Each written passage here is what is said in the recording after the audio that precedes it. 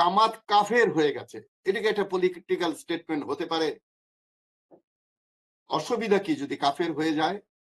58% মুসলমানের দেশে যদি জামাত কাফের হয়ে থাকে, তাহলে 4টা ইউনিভার্সিটিতে আপনাদেরকে ঘাড় ধাক্কা দিয়ে কিভাবে বের করে দিল এই মুসলমানের ভোটে?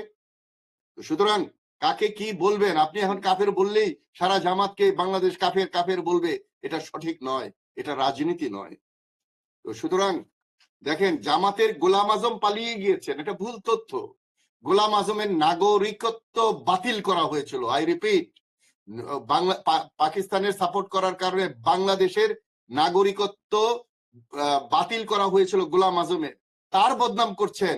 আবার আপনার নেতা প্রয়াত নেতা শহীদ জিয়াউর রহমান তার নাগরিকত্ব ফিরিয়ে দিয়েছিলেন, তার ছেলেকে সেনাবাহিনীতে ঢোকার সুযোগ করে দিয়েছিলেন। অর্থাৎ আপনি আপনার নেতার বিরুদ্ধে কথা বলছেন, স্টেটমেন্ট। এটা আমরা রুমিন ফারহান, ফজলুল হক সাহেব, ফজলুর রহমান সাহেব, অনেককেই দেখি যে আপনার দলের বিরুদ্ধে দলের লোকরা বলে, নিজেরা বোঝে না যে আমরা কি বলছি।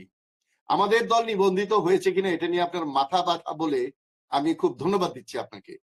কিন্তু এই আইন তো আপনারা তো আপনাদেরকে ঘাড়ে ধরে 11 পরে নিবন্ধিত করেছে। আপনাদের জন্মের পরে কি নিবন্ধিত ছিল? এই নিবন্ধন আইন একটা স্বৈরাচার আইন, এর বিরুদ্ধে আমরা কাজ করছি। এই যে 144টা আবেদন করেছে মেজর আফসারি বা আমাদের যে দল, আমরা আবেদনটাই করি নাই। সুতরাং এটা একটা ভুল।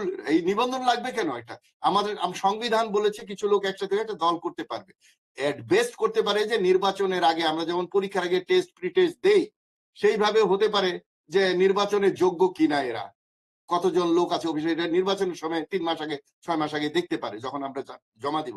কিন্তু সারা বছরে 5 বছরের মধ্যে 1 বছর নির্বাচনের সময় এটা নিবন্ধনী আইন করে দিয়েছেন, সেটাকে আপনার গণতান্ত্রিক দল হিসাবে সমর্থন করছেন, সেটা বাতিল করার কোনো চেষ্টা করেন নাই। তো সুতরাং আমি মনে করি আজকে আপনারা যে রাজনীতিটা করছেন, যে দোষারোপের রাজনীতি, এবং হত্যাটা তার আওয়ামী লীগ নাই, নিজেদের মধ্যে নিজেরা যে হত্যার রাজনীতি করছেন, নিজেরা নিজের পদ রাখার জন্য একজন আরেকজনকে হত্যা করছেন, এর চেয়ে জঘন্য কাজ একটা দলের মধ্যে কি হতে পারে? পৃথিবীতে এমন দল আছে যেখানে 8,000 লোককে বহিষ্কার করেছেন, এটা আপনারা ক্রেডিট হিসাবে নেন। This is a negative point. একটা দলে যদি 8,000 লোককে বহিষ্কার করতে হয় শৃঙ্খলাজনিত কারণে, সেই দলের সেই কম্বলের পশম আর কি থাকে?